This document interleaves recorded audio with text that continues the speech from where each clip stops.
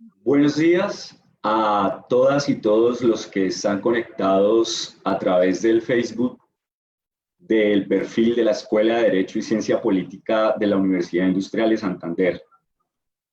Para nosotros es muy cordial eh, tenerlos a ustedes como espectadores y también iniciar una serie de conversatorios interdisciplinarios. Esta es la primera versión que tiene por nombre este conversatorio interdisciplinario Política y Datos.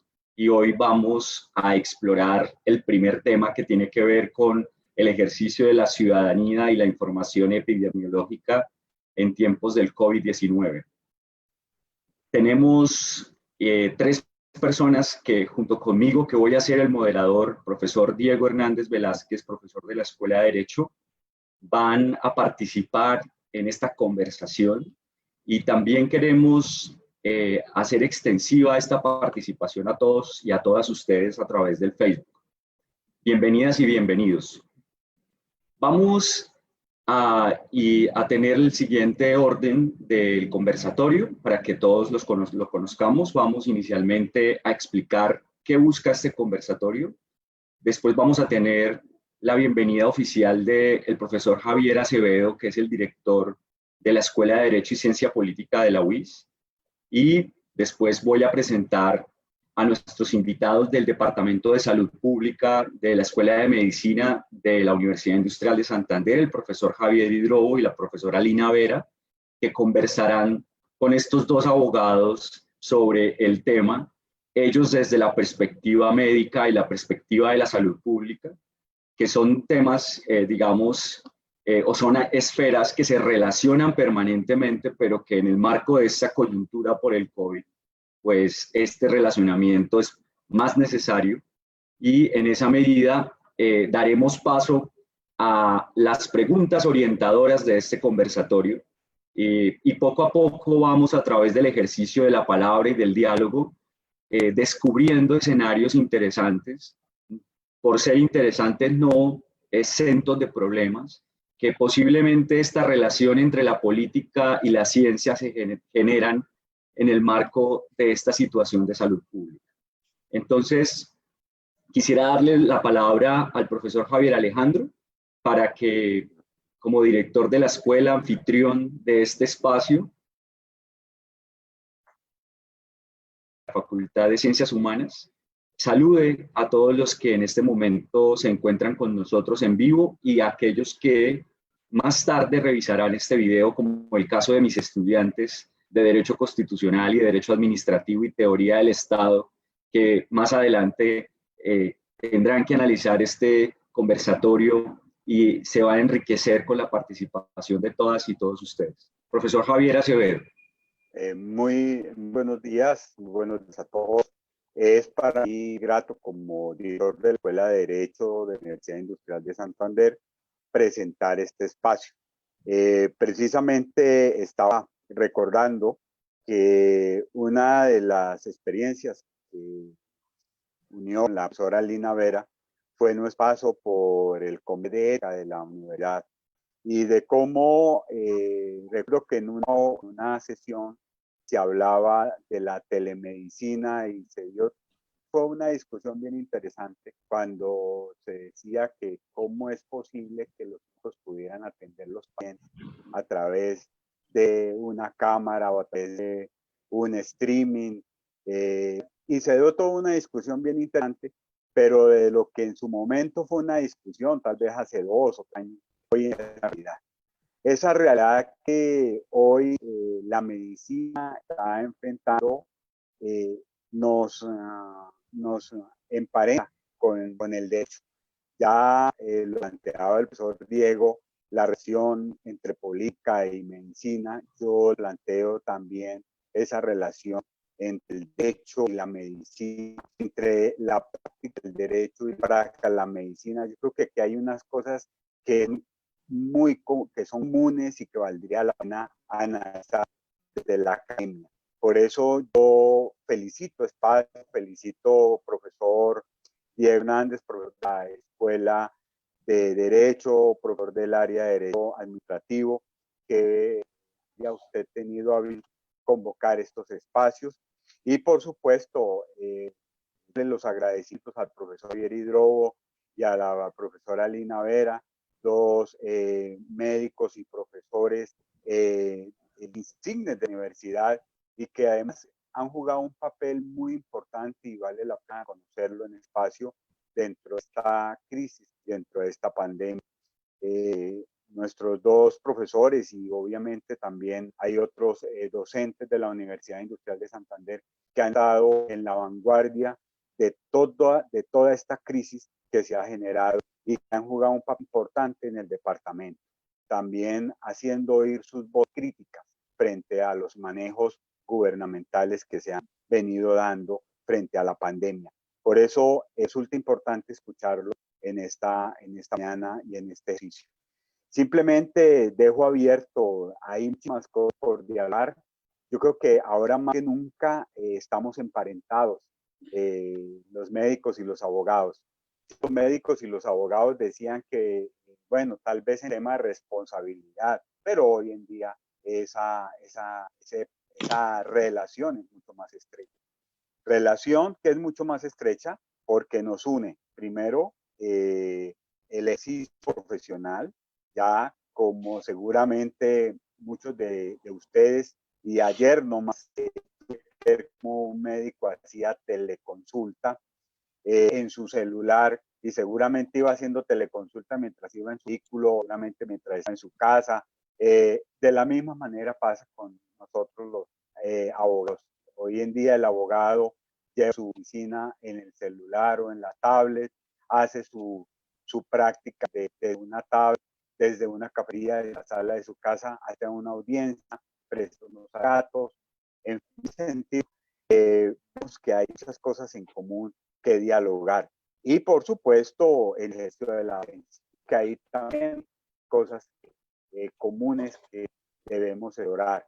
Ya, por supuesto, la docencia nos ha cambiado la vida en el sentido de cómo lo veníamos viendo, veníamos analizando. Y allí está todo por inventarse, porque tenemos unos retos muy grandes. Retos obviamente a nivel de nuestro ejercicio profesional, retos a nivel de nuestro ejercicio. Y bueno, esa es la meta, es el reto que tenemos. Y yo sé que en ese reto vamos a ser felices, porque todo lo que tenemos por construir es con mucha imaginación, porque no hay nada escrito, no hay raseros, digamos, estrictos que seguir. Y aquí no imitar.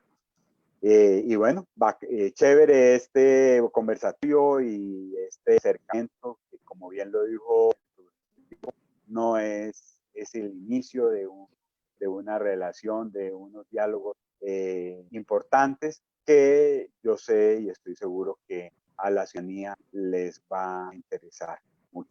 Nuevamente, muchísimas gracias, doctor Javier, por su compañía, por aceptar la invitación de proyecto.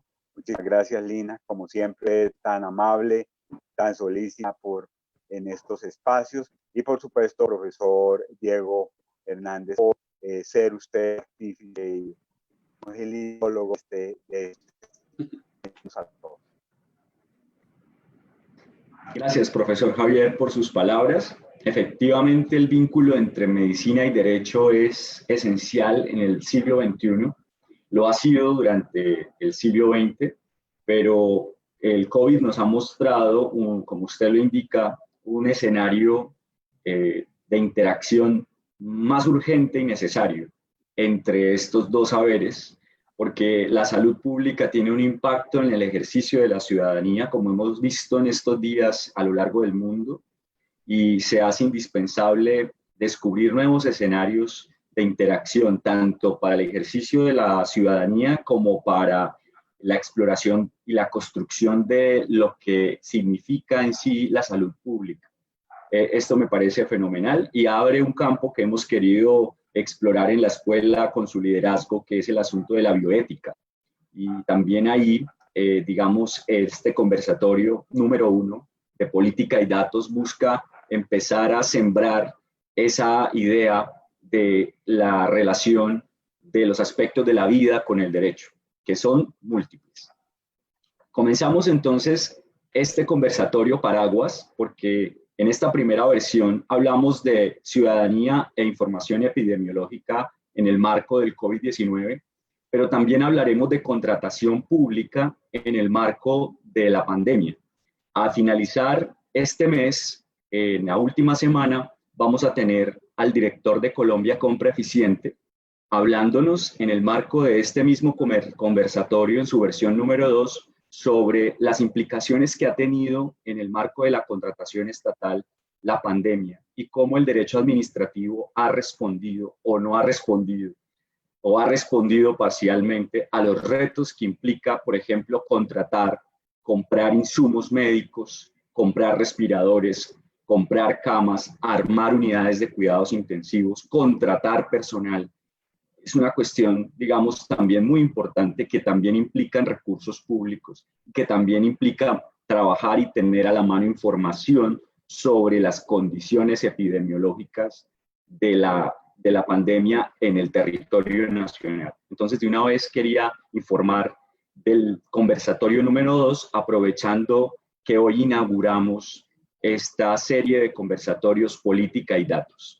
Profesor Javier Hidrobo, profesora Lina Vera, bienvenidos. Como ya ha reiterado el profesor Javier, presento en primera medida a la profesora Lina Vera. La profesora Lina Vera, para quienes no la conocen, es profesora de planta del Departamento de Salud Pública de la Universidad Industrial de Santander.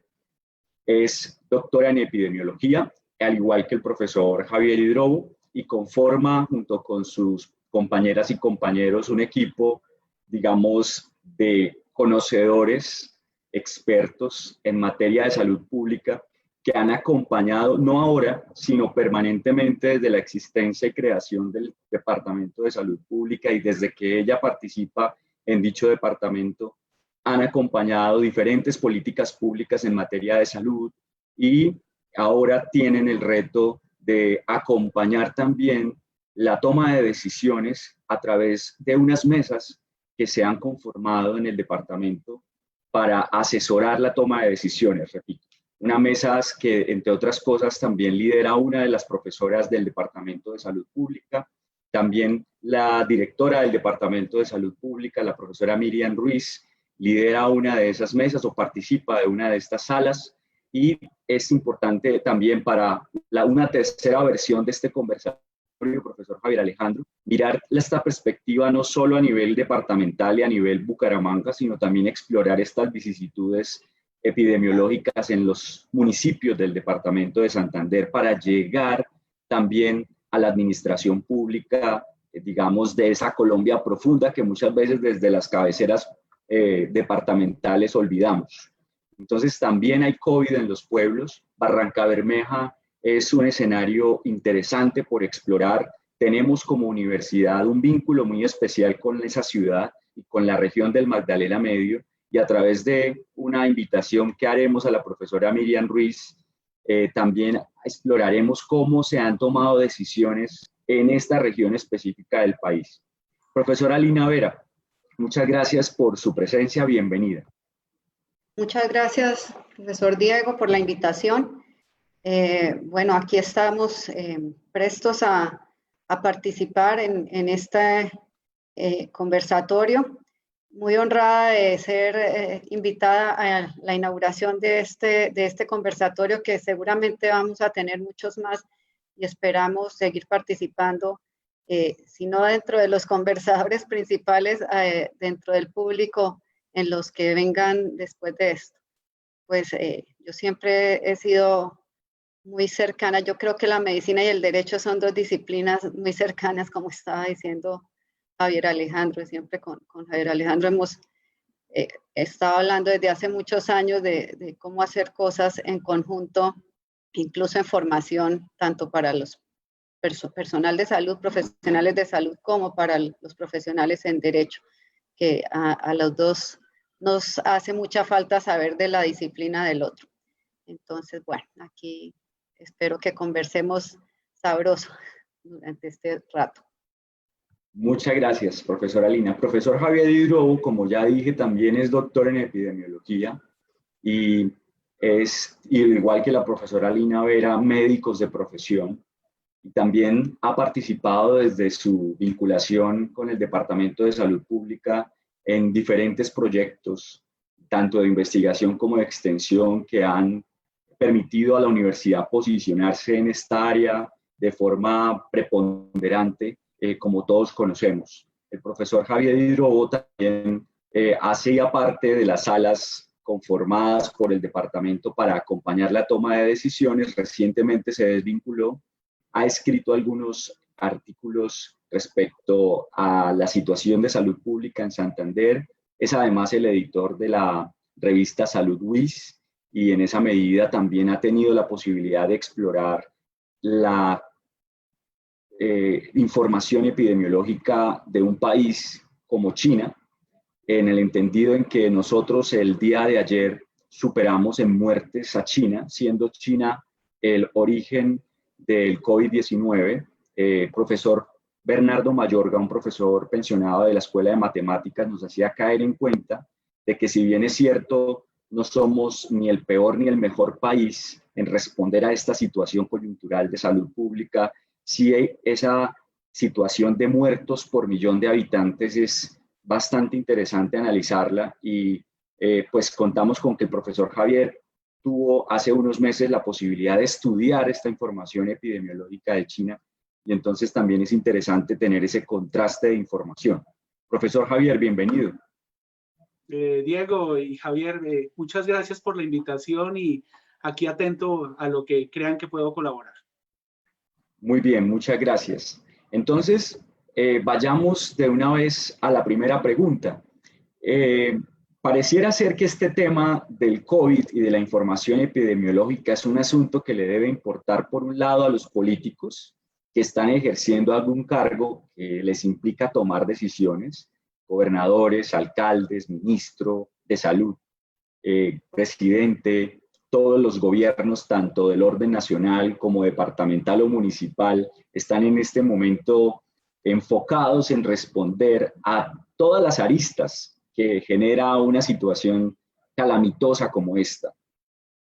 Ya sí, hemos hecho énfasis en que a hoy, 10 de julio, Colombia tiene más de 4.700 ciudadanos que han fallecido. Eso es una cifra catastrófica. Yo creo que no hemos todavía dimensionado lo que implica este número de muertes. Profesor Javier, nosotros que hemos en la escuela estudiado desde hace muchos años el tema de las masacres, y como la masacre como una condición específica en donde hay una violación estructural o sistemática de los derechos humanos de una población, nosotros nos sorprendemos con el fallecimiento violento de 3 personas, de 4 personas, de 10 personas. ¿Cómo vamos como ciudadanos a responder a la muerte de 4.700 personas? Digamos que ese número es de por sí un número que debería como ciudadanos importarnos, porque no se han muerto personas en otro lugar del mundo. Digamos que compartimos como sociedad política la coexistencia con 45 millones de habitantes. Pero de esos 45 millones de habitantes, en estos 100 días han fallecido 4.700, según las cifras oficiales del Ministerio de Salud de Colombia. Entonces, ¿eso qué implica para la economía? Pero también qué implica para la construcción de la democracia, que es una construcción permanente. Entonces, la pregunta inicial, profesora Lina y profesor Javier, y también el profesor Javier Alejandro, desde la filosofía política y desde esta perspectiva del derecho, es ¿qué papel juega la información epidemiológica para los ciudadanos del común? ¿Por qué un ciudadano del común debería importarle conocer esta información? ¿Qué implica esa información para el ciudadano común que hoy está sometido a unas políticas de restricción para salir a la calle, o que puede salir a la calle porque está dentro del grupo de las personas excepcionadas, pero tiene que cumplir con unas condiciones, unos protocolos de cuidado, tiene que en todo caso tomar el transporte público? Estamos hablando de que las personas que hoy están en la calle son las personas que están trabajando en obras, que están trabajando en supermercados, que están trabajando en bancos, que están trabajando como mototaxistas. Es decir, estamos hablando de personas que hacen parte del mundo laboral y muchos otros tenemos el privilegio de podernos quedar en nuestras casas y ese privilegio tal vez no nos damos cuenta, significa que no tenemos tanto contacto con otras personas, que podemos, gracias a esos privilegios, tranquilamente estar en nuestras casas, siguiendo recibiendo la comida, los insumos para nuestros trabajos, etcétera. Pero ¿qué implicaciones tiene para la cotidianidad, para la mayor cantidad de personas esta situación? ¿Por qué a un ciudadano común y corriente, yo lo llamo ciudadano no experto, por qué le debe importar la información epidemiológica? Profesora Lina. Bueno, básicamente hay distintos puntos, digamos, a tener en cuenta con esa pregunta. Yo quiero referirme a los dos extremos, ¿sí? Es tan malo no tener información, no saber nada de lo que está pasando, información válida además, como tener demasiada información en exceso, pues, para el ciudadano común. ¿Por qué los dos extremos? Tener demasiada información en exceso y a veces por fuentes, que es lo que estamos viendo, no válidas, ¿cierto? Hay cantidad de noticias por todas las redes sociales, los medios de comunicación, etcétera. Muchas de ellas noticias falsas, pues genera también en las personas problemas de salud mental, ansiedad, desasosiego, depresión, genera pánico. Y pues cuando uno está bajo esas condiciones no actúa racionalmente, no actúa adecuadamente y termina haciendo cosas que no debe hacer. Ejemplo claro, esta gente en Estados Unidos que terminó haciéndole caso a su presidente y tomando desinfectante para prevenir la infección por el virus, ¿cierto? Por el otro lado, no tener información nos puede llevar a esa misma situación, ¿cierto? Cuando uno no sabe qué le espera, no conoce cómo van las cosas, no puede tomar decisiones informadas, como lo llamamos en nuestro argot. Siempre las personas necesitamos de la información para tomar esas decisiones. Hace un rato pues ustedes hablaban de la bioética. La bioética incluye eso, ¿no? La capacidad de decidir en forma informada, o sea, con el conocimiento necesario, con la información, con los datos necesarios para tomar decisiones adecuadas, pertinentes y válidas, ¿sí? Pues de eso se trata realmente la ciencia, el producir conocimiento científico y el actuar de los profesionales de salud, que decimos que es basado en la evidencia. Hay evidencia científica, hay evidencia de otros tipos que también puede ser válida en un momento determinado, y esa es la que nos permite tomar decisiones adecuadas y pertinentes en un momento dado. Entonces hay que hacer un balance entre esos dos extremos y llegar pues al punto adecuado, intermedio, en qué información se debe dar a la gente, qué información se debe manejar, qué información no. De entrada, cuando hablamos de pandemias, se debe hablar de tener una política clara, abierta, de datos incluso, como se menciona, hacia la comunidad, ¿sí? Pero bueno, la otra parte es cómo le presentamos esta información a la comunidad, ¿cierto? Yo escucho mucho a la gente, a los no expertos, a la gente del común. Muchas veces la gente dice, bueno, ¿para qué quiero saber todos los días que salgan a decirme cuántos casos nuevos hay hoy? ¿Sí? Eso a mí, ¿en qué me afecta o en qué me beneficia o en qué me toca o qué decisión puedo tomar yo con esa información? Otros más versados en el tema llegan a decir, bueno, eso no es importante que me digan todos los días cuántos casos más hay, sino que me digan cuántos muertos más hay, por ejemplo, ¿sí? Entonces, es papel como nuestro poder manejar esa información y ponerla en unos términos, en una forma, y que la gente pueda tomar decisiones, por ejemplo, concretas como de autocuidado. Esa sería una decisión concreta sepan realmente a qué nos estamos enfrentando, sepan realmente por qué hay que ejercer ese autocuidado. Y pues la educación que hacemos sobre las medidas de prevención, etcétera, pues tengan un mejor asidero, tengan un fundamento en esa información, en esos datos, para que realmente la gente se apropie de esa educación, la introyecte y haga esos cambios comportamentales. Para mí, digamos, la principal función de informar a las personas, que es una parte de lo que llamamos la educación en salud, pasar información es solo una parte de eso, pues es eso, que hace parte de ese proceso de educación que debemos hacer dentro del marco de la prevención de la infección. Muy interesante los planteamientos de la profesora Lina. Más o menos información, ¿sí? Para que el ciudadano pueda tomar una decisión o tomar otra decisión, ¿cierto? Es bien interesante ese planteamiento que acaba de hacer la profesora Lina. Escuchemos la posición del profesor Javier Hidrobo al respecto de esta pregunta. Para el ciudadano no experto, ¿por qué le debe ser importante la información epidemiológica? Gracias, Diego.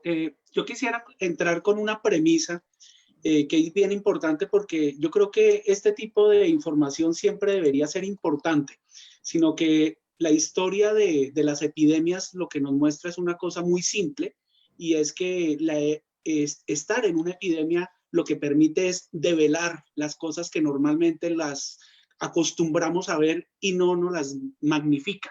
Entonces, es una lupa, digamos, la epidemia para ver todas esas problemáticas como tal. Entonces, yo creo que partiendo de esa premisa, yo diría que es muy importante que tengamos información, porque mucho se habla, sobre todo en países como el nuestro, en que el derecho y las leyes hablan mucho de la capacidad individual de tomar decisiones.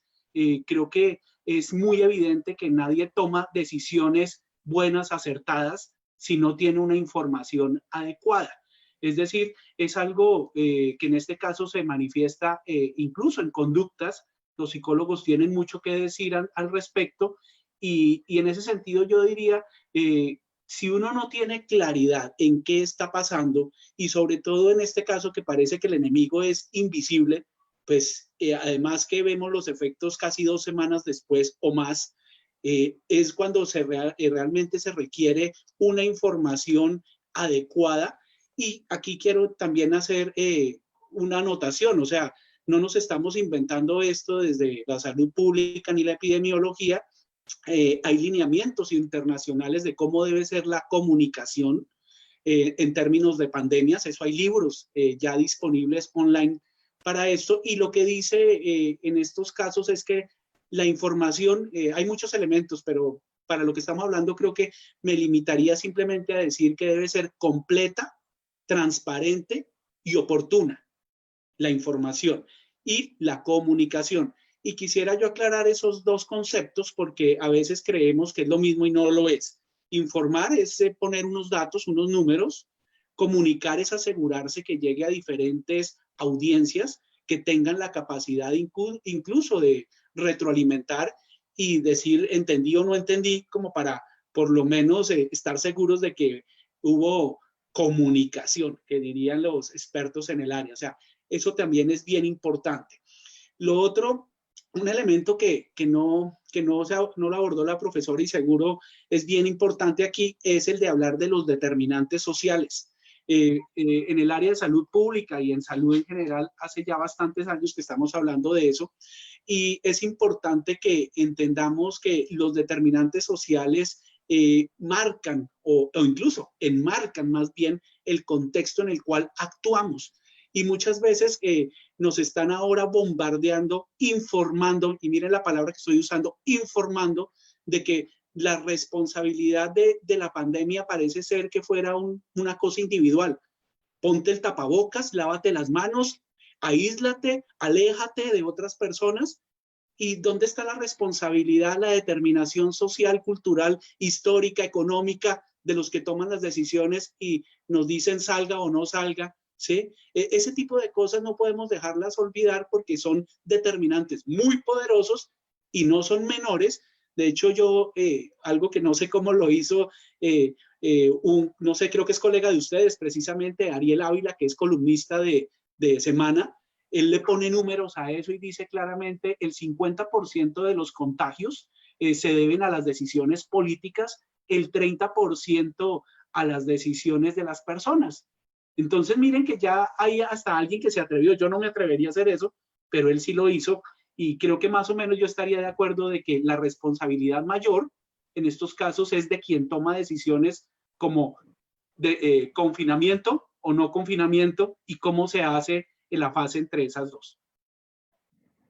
Muy interesante, profesor Javier, también, al igual que la posición de la profesora Lina, todos estos aspectos a tener en cuenta que nos hacen caer o nos permiten sacar una conclusión, y es que en el mundo en que vivimos, tan proclive a tener todo tipo de información a través de todos los medios posibles, lo más importante es el poder discernir, tener una capacidad de reflexión en torno a ese conjunto de información que, como dice la profesora Lina, puede ser desinformación, puede tener un componente de falsedad, y también la información, entenderla de manera distinta a comunicación, y voy a agregar aquí una granada política, y tiene que ver con cómo también discernir cuándo esa información es publicidad,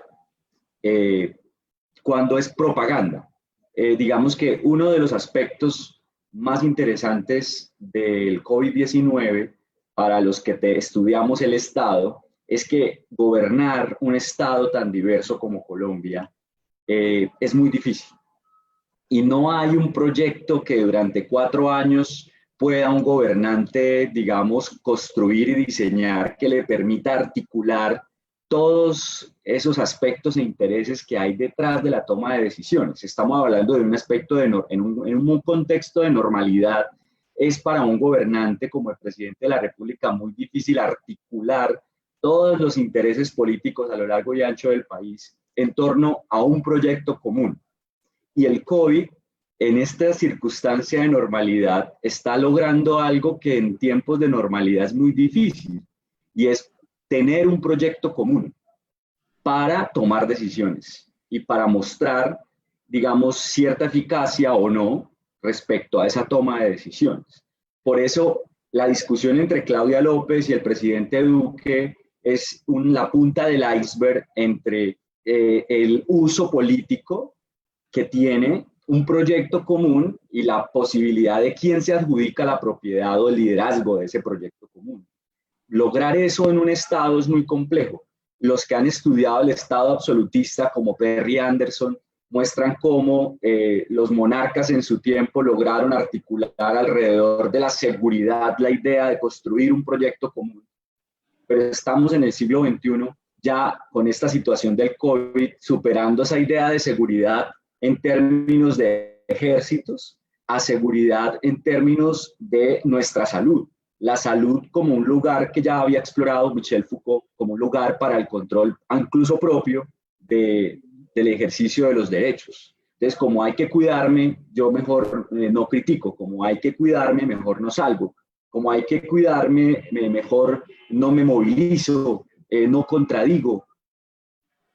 Ya el presidente Duque hoy está hablando de neoschavismos. ¿Por qué? Me llama mucho la atención que en el marco de esta situación ya vuelva a resucitarse el tema de los neochavismos y este tipo de cosas que a la vez confunden a la gente porque se dan en el mismo contexto de una situación pandémica. Y la pregunta es, ¿cómo los ciudadanos respondemos a todos estos tipos de información y a las mezclas de esa información? Entonces, muchísimas gracias por sus puntos de vista, profesor Javier Acevedo. No sé si le gustaría intervenir aquí en este punto. Sí, no, algo que, digamos, retomando algo que usted había dicho inicialmente y que me parece que vale la pena como recalcar, y ya lo tocó también Lina y Javier, es precisamente cómo nosotros hemos habituado hablar de masacres, y cuando nos hablan de derechos humanos siempre hacemos referencia a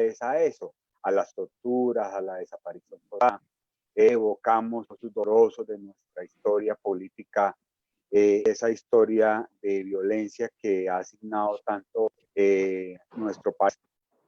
Pero si más ha generado muerte, más ha generado desolación, es precisamente el desconocimiento de un derecho como el derecho a la salud, y todos los derechos alrededor de la salud. Y esto precisamente es tal vez le puso en la mesa y en la agenda la Constitución del 91, un nuevo grupo de derechos, y ese grupo de derechos están al mismo nivel del derecho a la vida, derechos civiles y políticos, y empezamos a hablar de unos derechos colectivos. Eso, yo creo que ahora más que nunca, y con esta situación de la pandemia, esto está en el orden del día. Y si es así, y con toda la discusión teórica y toda la discusión jurisprudencial, incluso que ha habido hacia algo que a mí me parece importante que pudiéramos hablar, y eso, la responsabilidad del Estado, algo incluso que pudiéramos llamar la responsabilidad objetiva de toda esta situación que está ocurriendo. Habla de las cifras, las personas fallecidas por COVID, la pregunta es, ¿eso hubiese podido evitar? Esto se hubiese podido evitar con algunas medidas de Estado. Se puede negar incluso más muertes. Hablamos de un número en este momento de personas contagiadas, de personas fallecidas, pero obviamente la preocupación es, ese no puede aumentar. ¿Cuál es la responsabilidad del Estado frente a ese tipo de situación? Entender cómo esa evolución, de ese cambio que estos datos de sociedad con el tema de los derechos, entendiendo no es hablar de los derechos civiles y políticos como derechos humanos importantes, sino exterlo una gama de derechos como estos, como los derechos sociales, culturales, como los derechos colectivos, y por supuesto la responsabilidad que esto implica. Muchas gracias, profesor Javier. Profesora Lina, ¿cuál cree usted como epidemióloga y como conocedora y experta en esta materia, a dónde podemos ir los ciudadanos para poder tener información acertada? Usted hablaba ahora en su presentación inicial que hay mucha información falsa, que hay mucha información exagerada, que hay una información sesgada. ¿Cómo hacemos los ciudadanos común y corriente para informarnos de forma correcta? ¿Cuál sería una fuente autorizada de información para que nosotros podamos tomar decisiones también como ciudadanos y no dejarles solamente a las autoridades estatales la toma de decisiones? Bueno, pues ahí retomo las palabras de Javier, es donde empieza a hacerse evidente la suprema importancia de que haya una política de información y comunicación con esas tres características que él mencionó, ¿no? Que sea completa, clara y abierta, ¿no? Que sea válida. Entonces, pues uno esperaría que precisamente las entidades gubernamentales tengan pues unos portales con información que cumpla con estas características a la cual los ciudadanos puedan acudir a buscar datos y a buscar pues, información en general sobre el tema. Y en eso pues es que vemos de pronto, hemos visto grandes diferencias a nivel país en los diferentes departamentos, ¿no? Nosotros tenemos por ejemplo, el caso de Bogotá, tienen una página muy buena, su alcaldesa salió el día que inauguró la página por las noticias diciendo aquí va a estar la información, va a estar abierta al público completamente, tienen una política abierta de datos, ¿sí? Todo, o sea, ya cualquier ciudadano puede entrar a esa página y saber cuántas UCIs hay, cuántas están ocupadas, cuántos casos hay, cuántos muertos, cuánto. todo lo que se ha generado en información en relación con el tema de coronavirus. Valle tiene también un muy buen manejo de la información. Aquí pues no hemos visto esa misma situación, ¿no? Nos muestran un slide, digamos, una infografía, más bien diría yo, todos los días con los datos muy básicos, y pues es parte de lo que se ha insistido en las salas de situación. Esperamos que ya la otra semana podamos tener una información más adecuada en ese sentido. Se han pues dado las sugerencias, las recomendaciones en relación con este tema, pues de todo lo que se debería incluir. Pues yo diría en primera instancia esto, y pues de ahí para arriba las organizaciones no gubernamentales, tipo pues Organización Mundial de la Salud, Organización Panamericana de la Salud, es pues donde esperaría uno encontrar la información válida, menos sesgada. Y pues las universidades como tal, ¿no? Hay universidades, por ejemplo, Johns Hopkins tiene muy buena información. Ya para personas pues que sean de pronto más versadas en el manejo de datos y esto, hay portales como hay un portal de todos los datos del mundo que pues ahí uno puede encontrar muchas de las fotografías, curvas, etcétera, que se rotan por WhatsApp vienen de ese portal. Hay personas que se han dedicado se han vuelto muy buenos en transmitir esta información. Ahí sí, como dijo Javier, no sabe uno hasta dónde eso se vuelve comunicación por redes sociales, como Twitter, por ejemplo. Entonces uno encuentra expertos como Zulma Cucunúa, como Silvana, bueno, muchos de los expertos, el infectólogo que está Álvarez, que está asesorando al ministerio, ellos permanentemente están poniendo información en sus Twitter y esa información pues basada generalmente en evidencia, ¿no? No solo ponen un Twitter, sino ponen el artículo, ponen la evidencia sobre lo que están diciendo. Eso digamos para el público en general. También hay, pues dependiendo de lo que uno quiera buscar, ¿no? He encontrado cosas, por ejemplo, en el tema de coronavirus y lo económico en la página del Banco Interamericano de Desarrollo. Me ha parecido que tienen pues han hecho buenos webinares y pues tienen ahí información que uno podría también tener en cuenta. Pues creo yo, para no alargarme, Javier pueda complementar esto, pero el mensaje quizás es que uno debería poder confiar en sus gobiernos, ¿no? Entonces, desde Ministerio de Salud para abajo. La gente critica mucho, por ejemplo, que el presidente salga todas las noches a hacer su programa, que ya incluso le hacen símiles con los presidentes vecinos, pero bueno, eso también tiene discusión, tiene sus ventajas y sus desventajas, ¿no? Como todo en la vida, no hay nada que sea completamente malo ni completamente bueno, siempre ha sido como mi posición en la vida, no por ser tibia, sino porque debe uno balancear las ventajas y desventajas que tienen las diferentes situaciones. Entonces, vuelvo y me refiero a lo que es al principio, a veces tal vez es la forma, ¿sí? Y no lo que realmente lo que se está haciendo, ¿cierto?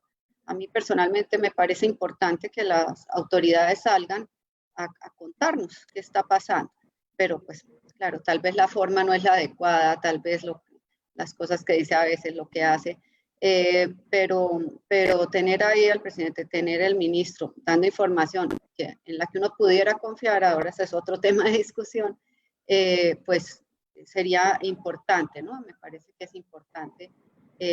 A veces la gente quiere escuchar otra cosa, ¿no? Entonces también tenemos el caso de Claudia López, pues como digo, ha sido su manejo de la epidemia, creo yo, y comparten esto varios colegas epidemiólogos, ha sido de los mejores en el país. Y claro, pues a mucha gente no le gusta su forma, ¿no? Entonces, se quedan en la crítica de la forma y no del fondo, ¿cierto? Entonces, que si grita o no grita, que si dice o no dice, y pues no les gusta, porque si ella dice que hay que permanecer confinados, pues no le gusta a una parte importante de la población, ¿cierto?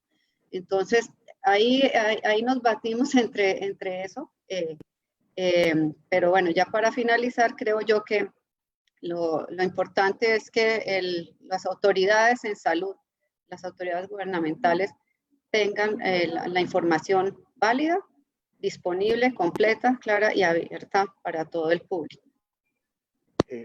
Muchísimas gracias, profesor Javier. Diego, digamos, una inquietud que a mí me han dado varias oportunidades, y Javier, y Diego y Lina, es ¿por qué conspiración o conspirata, eso que llamamos información que circula por redes, de que no existe el virus, de que y salen videos y bueno, una cantidad de cosas, incluso a nivel religioso se ve mucho esto de personas con autoridad, con una autoridad religiosa importante, que le dicen a las iglesias cosas que obviamente son contrarias a lo que pues, estamos hablando y a la academia y todas las autoridades gubernamentales en la materia exponen. Es decir, ¿cómo respondemos a eso, a esa información, incluso a ese, y es que es una cosa, no es un grupo minoritario, es minoritario, y ustedes se han encontrado con otras personas, seguramente muchos de los que nos están escuchando, tal vez habrán partícipes de las teorías negativas que incluso llegan a hablar del tema del coronavirus, incluso con unas posturas a veces que ponen en riesgo la vida de las personas, de ellos mismos. Como no creen en él, entonces no toman medidas de autocuidado, etc. ¿Qué decirle, por ejemplo, a estas personas que muchas seguramente nos están escuchando frente a esta información que obviamente está haciendo esa mella y que tiene muchos sectores de lo que nosotros imaginamos, seguramente?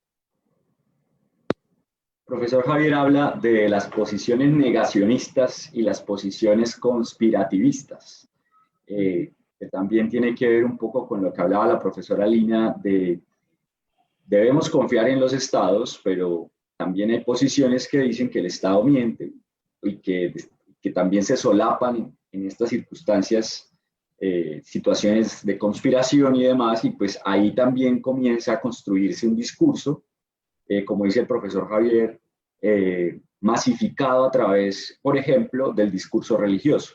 Entonces es bien interesante, profesor Javier Hidrobo, cuál es su posición respecto a la pregunta general de cuál es la información acertada, a dónde podemos ir, y este añadido que plantea el profesor Javier, que también es muy interesante en el marco de la misma pregunta.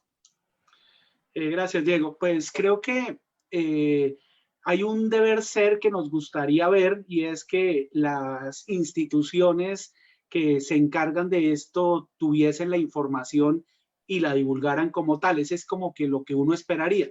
Entonces podemos iniciar desde diferentes niveles, como es la misma Organización Mundial de la Salud, qué tan buena es esa información. Por ejemplo, en el caso americano nos corresponde la Organización Panamericana, y ya llegaríamos incluso a lo que genera el Ministerio con el Instituto Nacional de Salud, y así hasta llegar hasta los niveles más cercanos a cada uno de nosotros. Entonces, como que el deber ser, quisiera uno, es que esa información fuera válida, certera, que dijera la realidad que estamos viviendo. Entonces, interesante es que yo quisiera decirles que en epidemias es interesante porque como hay muertes, por ejemplo, se podrán ocultar algunas cosas en algún momento, pero eso va a reventar más adelante. Entonces, se les va a caer del pedestal de la mentira, si es que lo hubo, pues se les va a caer más adelante. Entonces, digamos, en ese sentido, creo que podrá detectarse en su momento.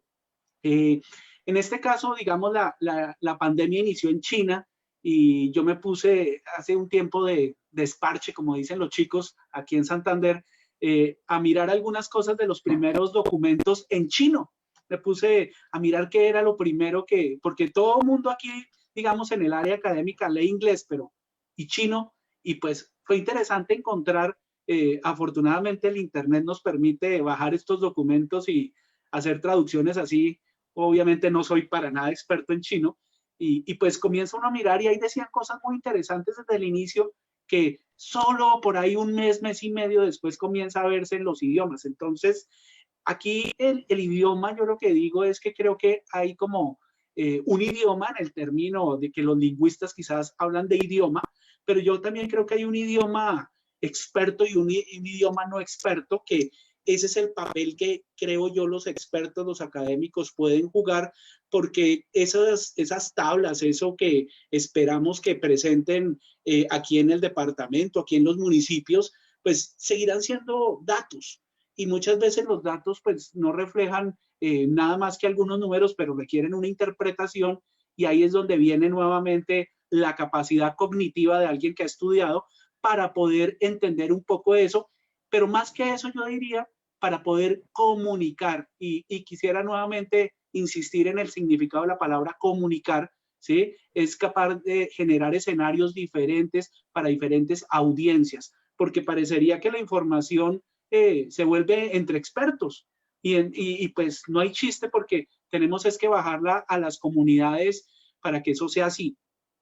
Aquí entra en juego varias cosas con lo que he dicho, es decir, ya hablamos si reconocemos o no la validez de la información del Estado o los estados, de los gobiernos como tal, entran en juego, y entre menos haya reconocimiento, yo creo que comienza a verse mayor todo eso que nos hablaba el tocayo, de teorías conspirativas y todo eso, como que se le da un caldo de cultivo mucho más propicio para que aparezcan. Entonces, en ese sentido, el reconocimiento es muy importante, e incluso cuando no se tiene información que se considere completa, transparente, oportuna, creo que hay escenarios que los académicos podrían tomar, y es el de servir para decir, oiga, eso está mal y debe corregirse. En ese sentido, lo que está pidiendo en este caso ese tipo de actores sociales es básicamente convertirse quizás en algo válido, porque quizás no están siendo válidas la forma de transmisión de la comunicación que se estableció. Y creo que es que el gran problema es el asunto de la organización y de la preparación.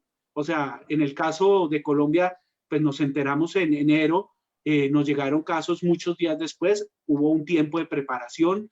En el caso de Santander en específico, por lo menos yo creo que podemos decir que hubo unos 3 meses mínimos de preparación, ¿sí? Que eso es, digamos, lo que uno esperaría que se hubiera hecho, que esas vías de comunicación también fueran validadas, organizadas, y que estuvieran activas cuando se requiere.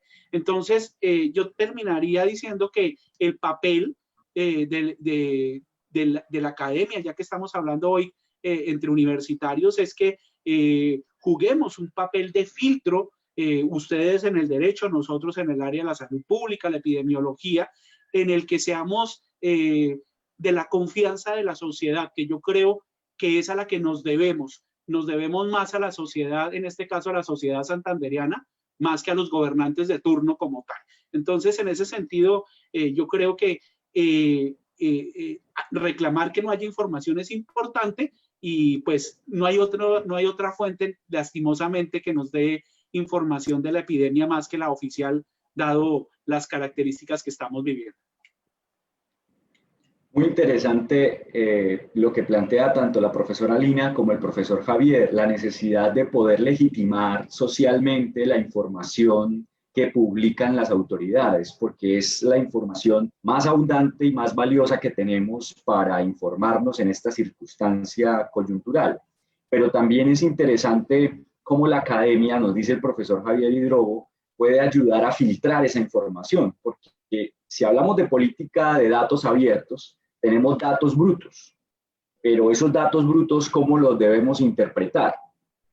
cómo debemos transmitir además las universidades esta información a los ciudadanos no expertos, que hacen parte de organizaciones políticas, organizaciones culturales, organizaciones sociales, organizaciones etarias, que en este momento están viendo restringida su movilidad o están viendo restringida a alguna situación de su vida o algún derecho distinto a la movilidad.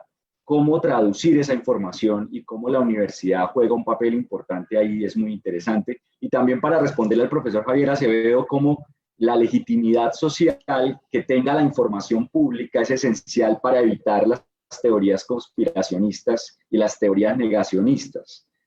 Si la gente le cree al Estado y la información que el Estado cuelga en sus páginas web o en estos sitios específicos, como nos hablaba la profesora Lina, de Bogotá, del Valle, de Cali, es importante que legitimemos esos espacios de producción y comunicación de información para que también, digamos, evitemos estos incendios de proliferación de mala información.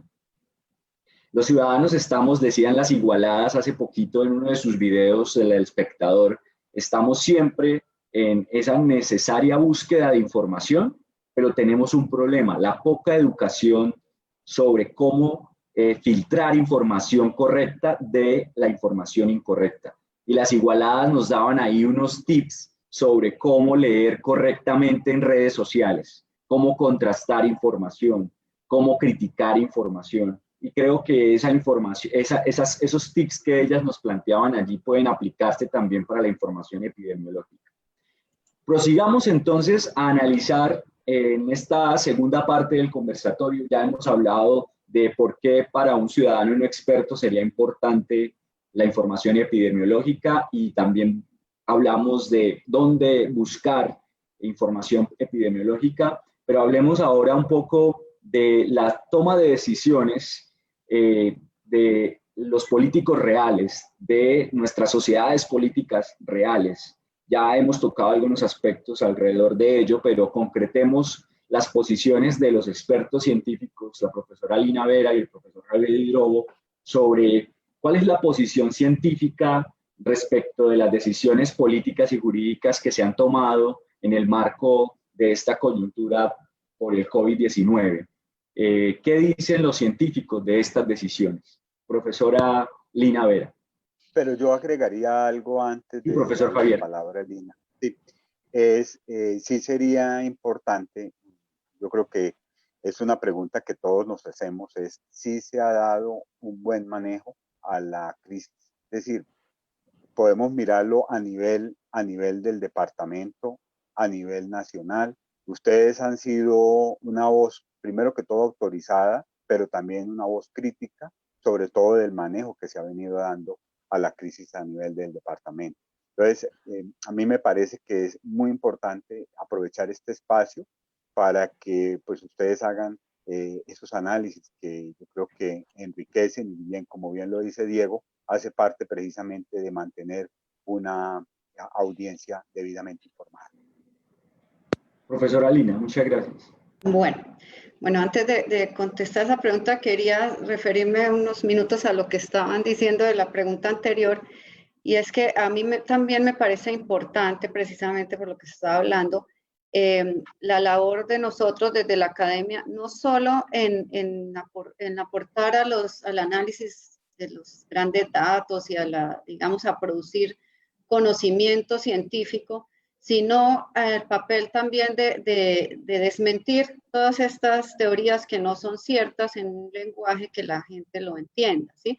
Entonces, igual de importante me ha parecido el papel que han jugado varios colegas en hacer cosas sencillas como hacer un video donde expliquen por qué el termómetro no quema la retina, no quema la neurona, no quema, por ahí vi un letrero que incluso decía que se roba el líquido de las rodillas. En fin, entonces un colega del Valle pues hizo un video corto que igual se va por redes y eso es súper importante en esta situación, ¿cierto? Un colega nuestro aquí en la ciudad hizo otro explicando por qué no es cierto que usar el tapabocas permanentemente aumenta la producción de monóxido de carbono y eso hace que uno respire aire contaminado y etcétera, etcétera. Entonces, esos aportes puntuales son igual, a veces más importantes porque ayudan a la prevención de la infección. Ese es otro punto donde la academia también debe trabajar y creo yo que como saludistas en el departamento hemos hablado mucho del tema. Ya para introducirme en la siguiente pregunta, es uno de nuestros papeles fundamentales es trabajar con la comunidad, ¿cierto? En todos estos temas de educación en salud. Bueno, en cuanto al manejo que se ha dado, yo pienso que en el nivel nacional, creo yo que se tomaron decisiones a tiempo inicialmente, o sea, digo yo, nos guardamos a tiempo, decía yo coloquialmente, pero desafortunadamente lo que ha sucedido después no se ha hecho en la mejor forma posible, es mi punto de vista. Y lo que se ha hecho en el nivel nacional, desafortunadamente se ha replicado muchas de las cosas por mandato presidencial realmente, por eso la pelea que hemos visto particularmente de la alcaldesa de Bogotá con el presidente que Alejandro mencionaba hace un rato, porque ha sido básicamente mandato presidencial, ¿no? Muchas de estas decisiones que se toman. Y conoce uno también que hay mucha presión desde el nivel nacional hasta hacia los niveles regionales y locales en la toma de estas decisiones. Ejemplo concreto, día sin IVA, ¿sí? Se decretó desde el gobierno nacional, ¿no? Vaya un alcalde a oponerse a eso y cuáles son las consecuencias, cómo lo ve la gente del común, ¿cierto? Pero después de que sucedió, se vio el desorden, las aglomeraciones de gente, etcétera, entonces sale el ministro a decir, es culpa de los alcaldes, ¿no? Entonces, sí, claro, están también pues ahí como en un juego de poderes que no nos hace bien a nosotros, a la población general.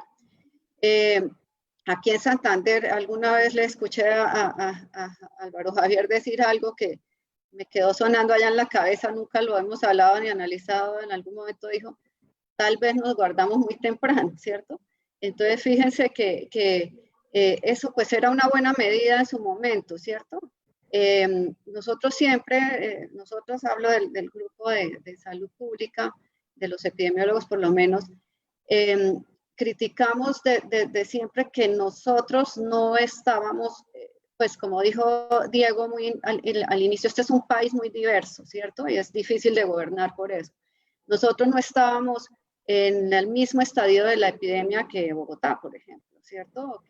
O que el Valle, como está Atlántico ahora, ¿cierto? Entonces, parte del problema ha sido que nos han metido a todos en el mismo saco para muchas cosas, ¿sí?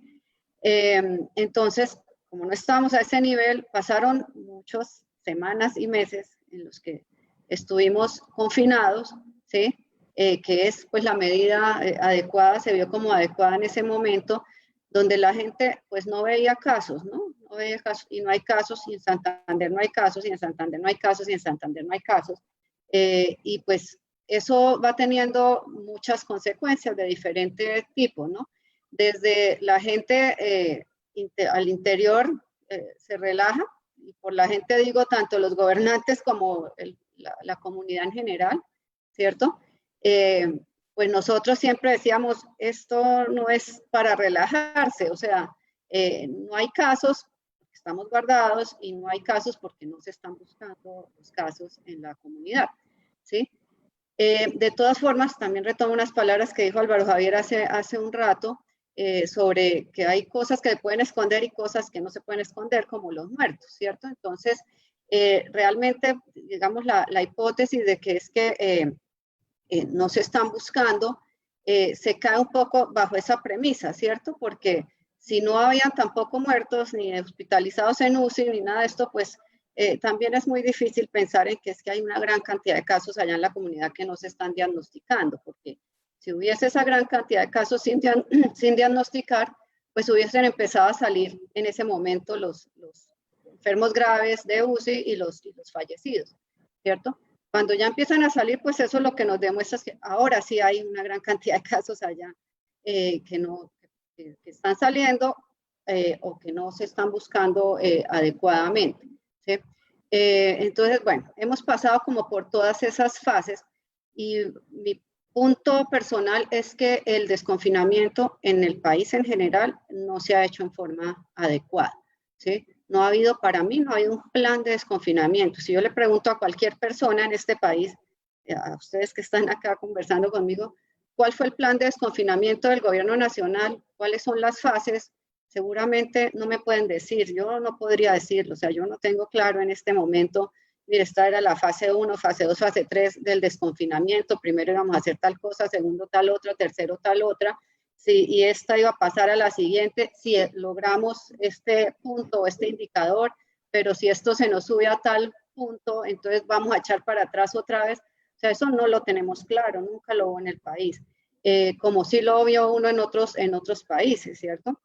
Entonces, creo que desde lo científico, desde lo técnico, esa es una de las grandes fallas que hemos tenido. Entonces, para redondear esto un poco, creo que empezamos bien guardándonos temprano, relativamente temprano, pero no se tenía un plan para qué va a pasar después, cómo vamos a continuar con esto, ¿sí? Y entonces hemos estado, y eso hace parte de la molestia de la gente también, como 15 días más y con 15 días más de desconfinamiento, bajo una situación en la que todo el mundo dice, pero ¿cuál desconfinamiento si ya todo el mundo está en la calle, ¿cierto? Entonces es como que, a ver, eso es un chiste, o sea, uno lo ve o lo oye de la gente, de sus colegas, etcétera. ¿A qué estamos jugando? Casi que decimos, ¿cierto? Entonces, están diciendo más desconfinamiento, pero pueden salir todos, ¿no? Entonces, es como que ahí volvemos al tema de la confianza en los gobernantes, de la confianza en la información que nos proveen, ¿cierto? Cuando uno ve que no hay una coherencia real en lo que se dice y en lo que se hace, ¿sí? Que no hay como un sustento técnico, científico de las decisiones que se toman, que tanto, por ejemplo, ayuda a la economía del país como tal a hacer un día sin IVA en las condiciones en las que se hizo, ¿cierto? ¿A quiénes ayuda realmente una estrategia como esta, ¿cierto? Donde claramente nos obligan a todos a usar los bancos porque había que pagar con tarjetas de crédito, tarjetas de débito, o sea, son los primeros beneficiados en una estrategia como esta, ¿cierto?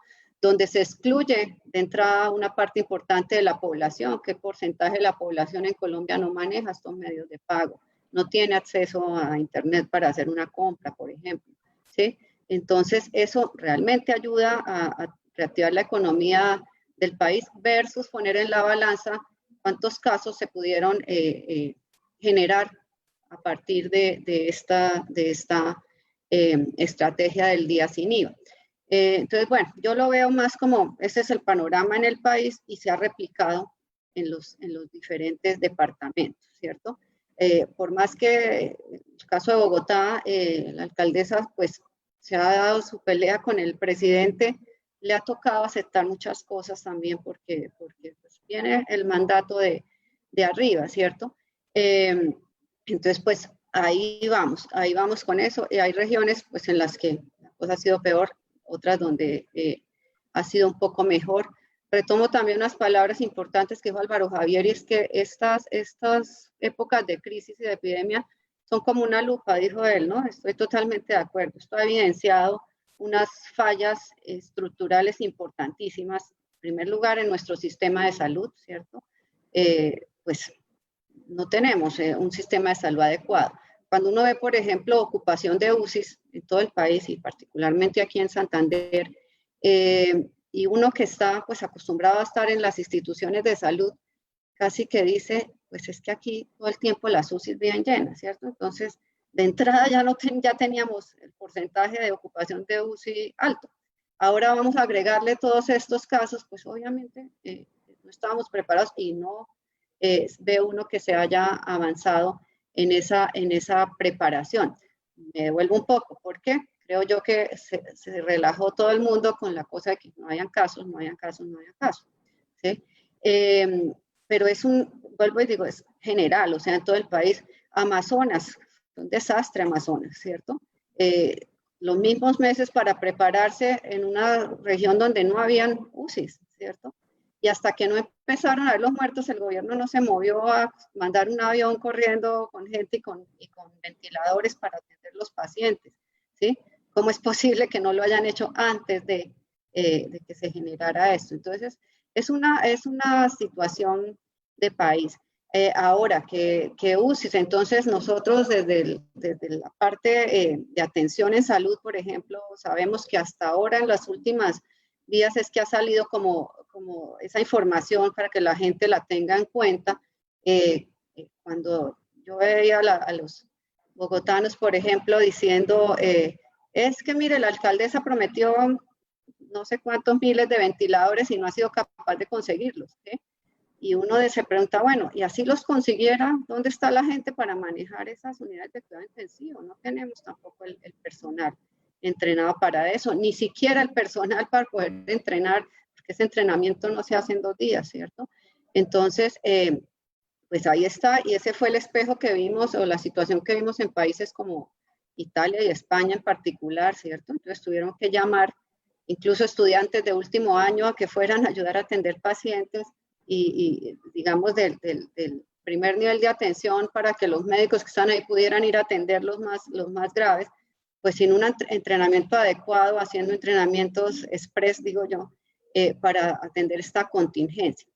Entonces, definitivamente nosotros desde la academia, desde nuestra posición, siempre hemos abogado por la instauración o la implementación de las medidas que llamamos no farmacológicas. Yo le digo a mis estudiantes todos los días, esto no se trata de sentarnos a esperar que la gente, o sea, conseguir todas las UCIs que podamos, que a veces ni siquiera hay en el mercado, o sea, estábamos también enfrentados a esa situación, que no había ni siquiera, así tuviéramos la plata, el dinero, no había cómo comprarlas, no había disponibilidad en el mercado. Lo mismo ha pasado con las pruebas, ¿sí? Y pues esto no se trata de sentarnos aquí a esperar que la gente se contagie, que el porcentaje que ya se ha determinado más o menos en el mundo, qué porcentaje son los que se agravan y necesitan de una hospitalización, de una UCI, lleguen complicados para darles una atención en una UCI. Esto se trata principalmente de evitar que se contagien, ¿cierto? Y eso es tal vez el mensaje que no le hemos dado claramente a la población, ¿sí? Entonces, ahí viene lo de la publicidad de pronto que mencionaba Diego también al inicio. Sí, hay cosas que venden y cosas que no venden. La salud pública desafortunadamente no vende. Yo digo que nosotros somos, a veces digo que deberíamos estar en la Facultad de Ciencias Humanas y no de Salud, porque somos el ala social de la medicina, ¿sí? Y entonces no vende. ¿Por qué no vende? Porque pues, nosotros no vendemos medicamentos, no formulamos medicamentos, no generamos ese tipo de cosas que el mercado capitalista ve como que tienen mayor prelación y que deben tener más preponderancia sobre las otras. Entonces nosotros siempre hablamos al inicio, no estamos como Bogotá. Nosotros cuando el gobierno nacional dijo ya pasamos de contención a mitigación, nosotros insistimos acá, todavía estamos en contención, aquí todavía debemos hacer esas estrategias de contención. ¿Qué quería decir? De evitar que la gente se nos infecte, todavía podemos hacerlo, ¿sí? En este momento pues ya todos sabemos en qué vamos con la epidemia, ¿cierto? Entonces, ahí han habido, digamos, esas fallas en las fases, en la planeación del manejo de la epidemia. Hay otra serie de factores. También nosotros en salud sabemos que los eventos no son unicausales, ¿sí? No son unicausales, sino son multifactoriales. Y en ese mismo sentido también retomo las palabras de Álvaro Javier, que es algo que discutimos todo el tiempo en cuanto no echarle la culpa, digamos, a las personas, ¿sí? Criticamos tajantemente que los gobiernos salgan a decir cosas como es responsabilidad de ustedes depende si se contagian o no, etcétera, etcétera, porque eso, digamos, en términos de lo que acabo de decir, estaría en el modelo unicausal, o sea, solo la persona es responsable, nosotros no somos responsables ni siquiera de nuestro estilo de vida. Alguna vez empecé una discusión de estas con el profesor Mayorga, que lo mencionaba hace un rato, Javier Alejandro, porque pues definitivamente no somos responsables, ¿no? Y no podemos ni echarle la culpa, ni pretender, digamos, negar las atenciones o negar lo que la gente necesita por decir que es culpa de las personas, ¿sí? Yo no puedo decir que le dejo de dar el medicamento al diabético porque es que para qué come dulces y hamburguesas y gaseosas todo el tiempo, ¿cierto? Y entonces me quito mi responsabilidad, es que es lo mismo, no porque sea una epidemia tiene por qué ser diferente este tipo de situaciones. Pero en ese mismo sentido, tampoco la culpa puede ser solo del gobierno, ¿cierto? Ni tampoco solamente ni de las personas, ni solo del gobierno, ni solamente del personal de salud, etcétera. O sea, todos somos actores dentro de este sistema y pues todos tenemos un grado de responsabilidad y de derechos y deberes dentro de lo que está sucediendo, ¿cierto? Así como dijo Álvaro Javier, yo no me atrevería a decir cuánto depende de los unos o de los otros. En primera instancia, esto como problema de salud pública, pues uno entiende que la mayor proporción de la responsabilidad debe estar en el Estado, ¿cierto? Es un problema de salud pública.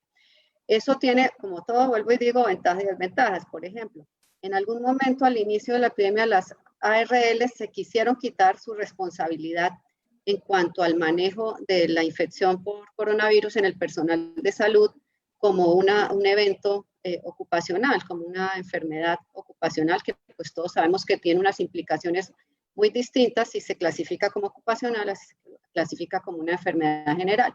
Y se quisieron quitar esa responsabilidad con el argumento de que es que eso es un problema de salud pública, no nos corresponde a nosotros, así la persona se haya infectado en su sitio de trabajo, ¿sí? Entonces, de todo hay en la viña del Señor y cada uno quiere aprovechar desde donde le corresponde. ¿Cuál ha sido el papel de las EPS? Son entidades privadas, intermediarias de nuestro sistema de salud que siempre criticamos mucho desde la salud pública ese papel de intermediación de las EPS, ¿cierto? Que claramente les toca a ellos hacer las pruebas de las personas, de sus afiliados y no lo están cumpliendo, ¿cierto? O están haciendo cosas que no deberían hacer, como hacer pruebas rápidas, que se ha dicho de todas las formas posibles que no son adecuadas, no son válidas en este momento en nuestro país, ¿cierto?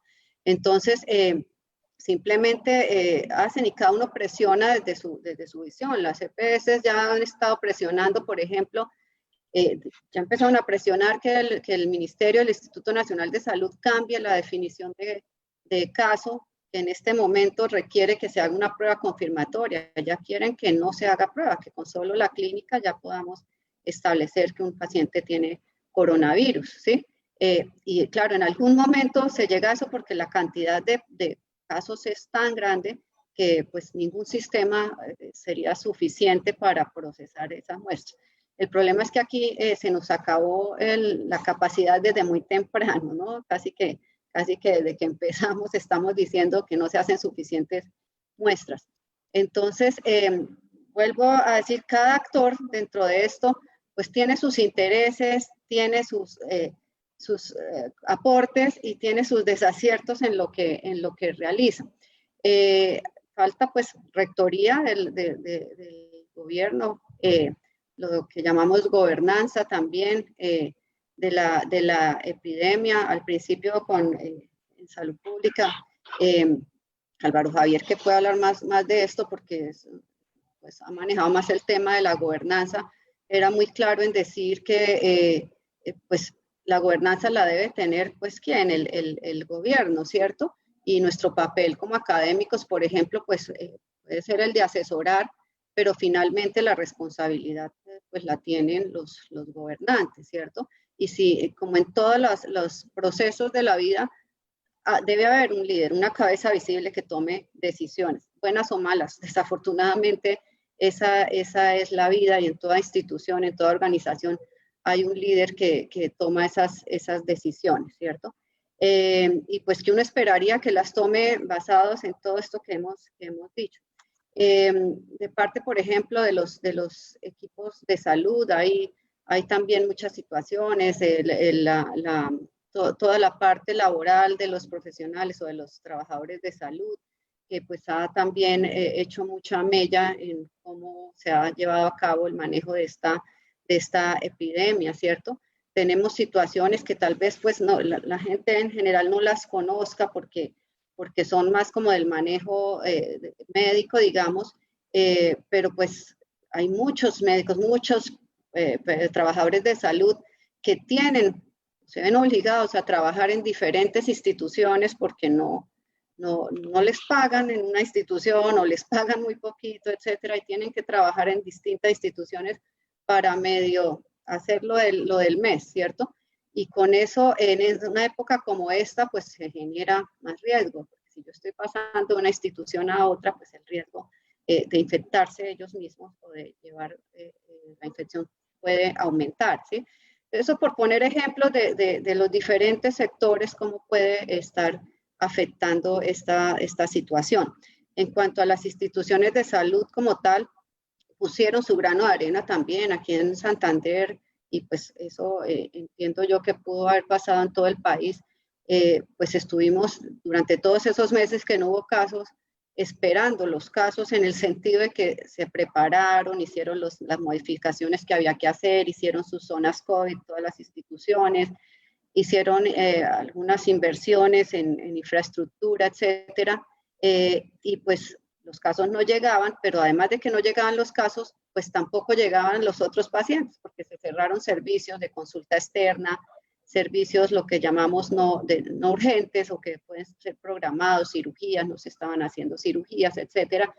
Pues eso económicamente para una institución de salud, para el sector salud, pues fue también grave pues en la parte económica. O sea, ese es otro sector, como cualquier otro sector de la economía, que se vio muy afectado por esto. Entonces, ¿qué estamos viendo ahora? Ahora cuando ya esto está disparado, ¿cierto? Cuando está en la aceleración de los casos, entonces ahora sí operemos a la gente, ahora sí abramos las consultas externas, ahora sí volvamos a los colegios, a las universidades, etcétera.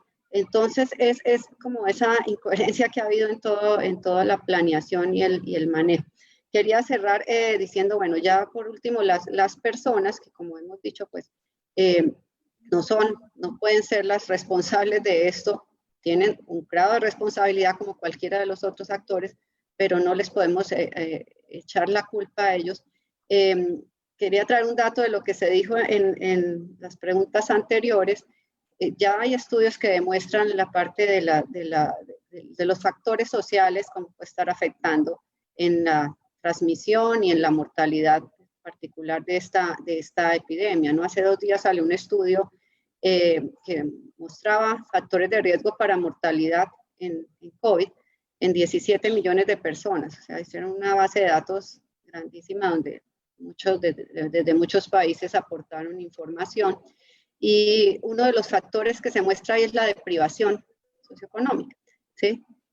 Independiente, o sea, hay los que lo pusieron por quintiles de la distribución de privación, y los que están en el último quintil, comparado con los primeros, o sea, los de mayor deprivación, comparados con los de menor deprivación, tenían casi el doble, tuvieron casi el doble de riesgo de morir por coronavirus, ¿sí? Y eso no fue explicado, o sea, hicieron los ajustes, no fue explicado ni porque tuvieran más comorbilidades o enfermedades de otro tipo, o sea, no es porque sean más hipertensos, diabéticos, cardiópatas, nada de eso, ni porque tuvieran más factores de riesgo, sino se supone que la explicación se debe buscar es por los factores sociales, no por los factores biológicos. Entonces, pues nada, en estas situaciones es otro aprendizaje que debemos tener, que es parte de la siguiente pregunta, es las poblaciones vulnerables, como en todos los aspectos de la vida, pues son las que más hay que proteger.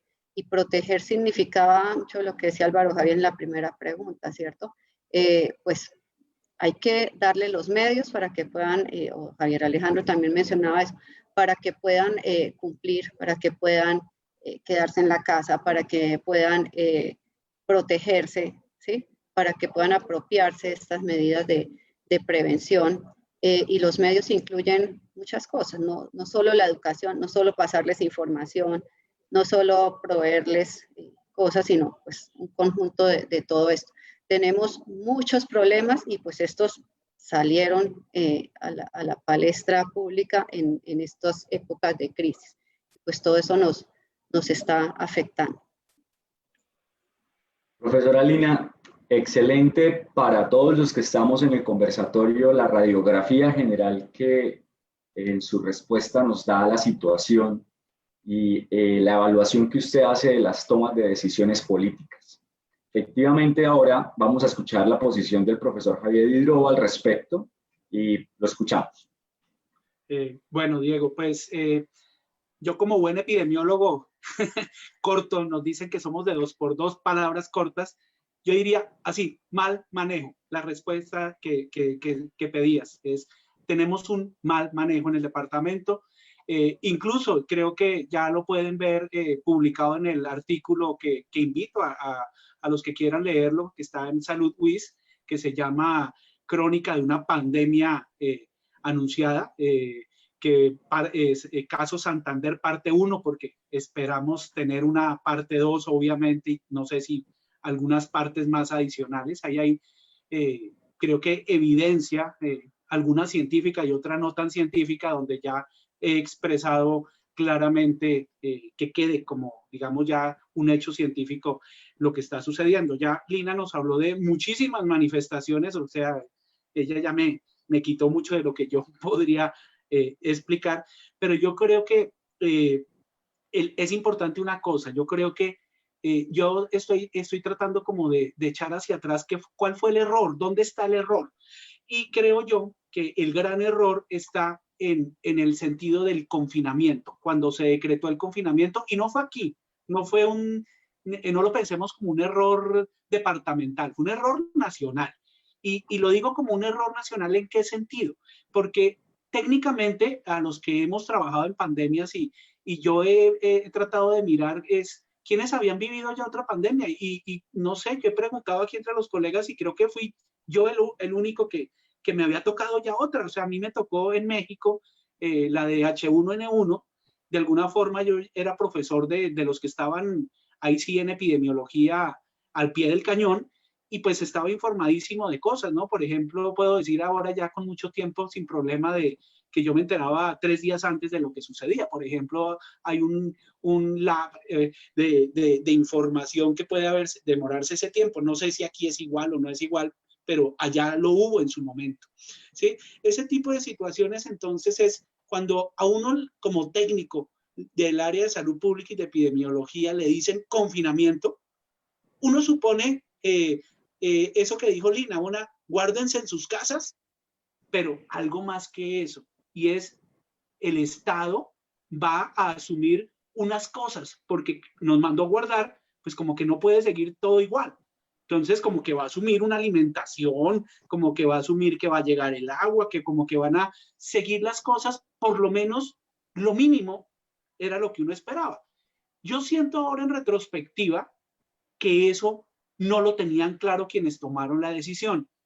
Y si uno entra a revisar las noticias, lo que creo yo es porque en Bogotá, vuelve a ser el caso, la alcaldesa decidió, realmente ella fue la que decidió confinar en primer momento Bogotá, y después se le pegó. Acuérdense, en ese momento hubo unos días de diferencia entre una y la otra, y se le pegó el gobierno nacional a tomar la misma decisión, y ahí entró Santander.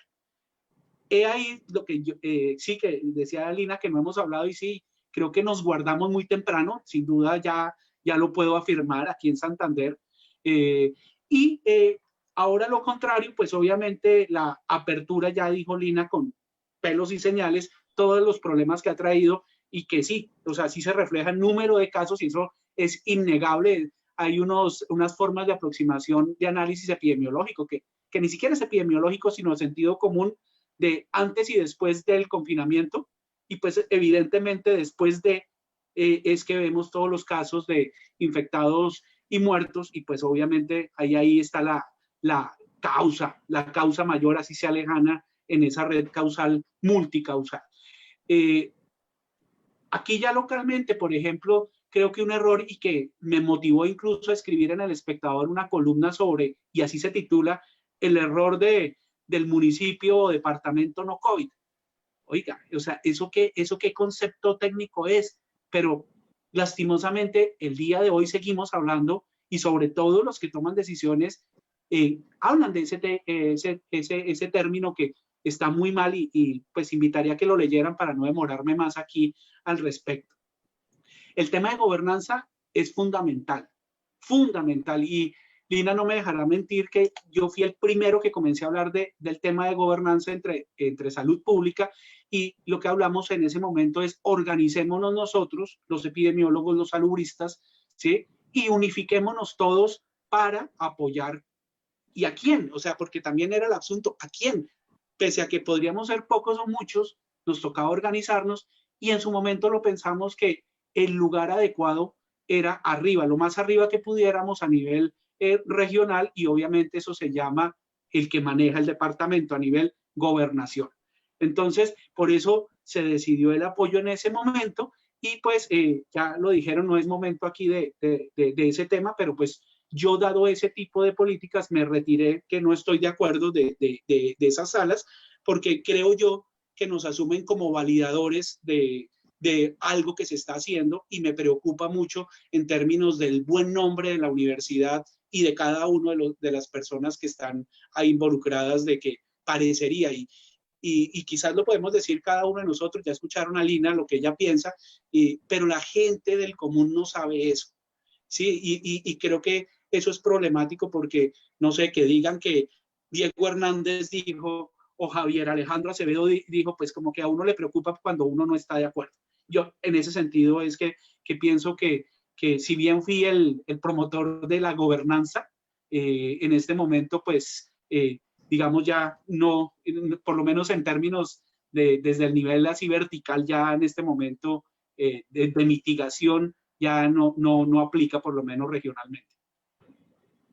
Muchísimas gracias. Yo he sido convencido desde que estudié en una universidad regional como esta, la Universidad Industrial de Santander, por mis propios profesores, pero también analizando el país político, que es muy importante pensar desde la región. Y es muy importante reconstruir muchos discursos que por nuestra tradición centralista siempre han seguido una metodología top-down, digamos de arriba hacia abajo. Y hemos descuidado mucho la posibilidad de crear nuestras propias políticas desde las regiones, que es lo que hace 30 años soñaron los asambleístas en la Asamblea Nacional Constituyente, un país de regiones, un país descentralizado tanto política como administrativamente. Y nosotros, creo yo, hemos sufrido la casta política que no ha hecho una transformación intelectual o mental del cambio constitucional. Tenemos todavía políticos que creen que los nombra el presidente de la República, como gobernadores o como alcaldes, tanto así que le hacen más caso al presidente que a los propios ciudadanos, que son la fuente de legitimación política del hecho de que hoy estén gobernando un departamento o estén gobernando un municipio. Esa confusión constitucional lleva a que apliquemos a rajatabla las políticas del gobierno nacional en muchos aspectos. Si bien es cierto, la rama ejecutiva tiene un liderazgo en el gobierno nacional, también hay unos derechos de los entes territoriales, y uno de esos derechos es la posibilidad de administrar los asuntos que les interesan. Y pues un asunto de salud pública, como ustedes nos han presentado, es un asunto que se presenta de forma muy distinta en las regiones, porque tienen efectos multicausales y cada región tiene sus problemáticas. Por eso me gustaría, para finalizar este conversatorio fabuloso, que agradezco al profesor Javier Alejandro y a ustedes por su presencia, ¿cuál es el modelo ideal, el óptimo, que deberíamos tener en la región para tomar decisiones en el marco del COVID? ¿Cómo hacemos para que esas decisiones políticas estén fundamentadas en la ciencia? ¿Y cómo hacemos, en todo caso, para que la ciencia no termine damnificada por esa vinculación con la política? Y también, ¿cómo hacemos para hacer entender que también esto es algo que nos sorprende, el COVID, y que también estamos experimentando cosas y que, como el método científico lo dice, hay muchas cosas en las que se puede errar. ¿Cómo tomar decisiones en el marco del COVID-19 desde la perspectiva de nuestros invitados epidemiólogos? Y me gustaría también que el profesor Javier Alejandro cerrara el conversatorio después de que intervengan los profesores de salud pública en torno a esta pregunta. Profesora Lina. Bueno, yo soy un poquito soñadora tal vez con estas cosas, pero quiero seguir convencida de que debemos apostarle al trabajo intersectorial, al trabajo conjunto, ¿sí? Claro, uno puede, como dice el dicho popular, uno puede agacharse hasta un punto que no se le vayan a ver otras cosas, ¿no? Pero mientras se pueda, yo creo que uno debe seguir trabajando. Nosotros, por ejemplo, desde el Departamento de Salud Pública, yo quiero contar un poquito de historia porque este trabajo con los entes gubernamentales no es de ahora ni surgió mucho menos por la pandemia, ¿cierto? Pues estamos particularmente aportando en algunas cosas en la pandemia, pero nosotros traemos una historia de trabajo conjunto, en particular con la gobernación, con la Secretaría de Salud de Santander, en los temas pertinentes de salud pública de hace ya varios años, no solo pues obviamente no con esta gobernación, sino con las anteriores, al menos las dos anteriores, y que esperaría uno que pudiéramos continuar durante este nuevo gobierno. ¿Por qué es importante? Porque fíjense que independiente de quién esté allá en el gobierno, es como lo que decía Diego, ¿sí? Porque no puede ser dependiente de la persona, así como un gobernador no puede entender que es el presidente el que lo puso ahí, sino su población, el electorado, pues. En ese mismo sentido, este trabajo no debería depender de la persona que está allá, sino de lo que se necesita y lo que requiere nuestra población, ¿sí? Pues así lo veo yo y así lo hemos hecho durante estos años, como venía diciendo, al menos desde el tema de salud pública.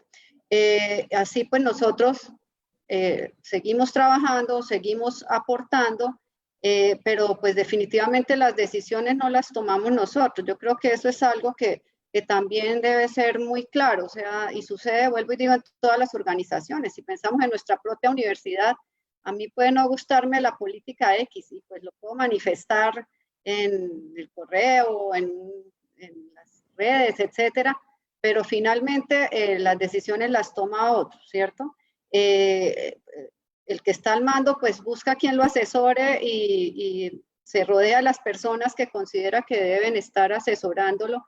Y ni siquiera está en la obligación de hacer lo que las personas que lo están asesorando dicen o no dicen.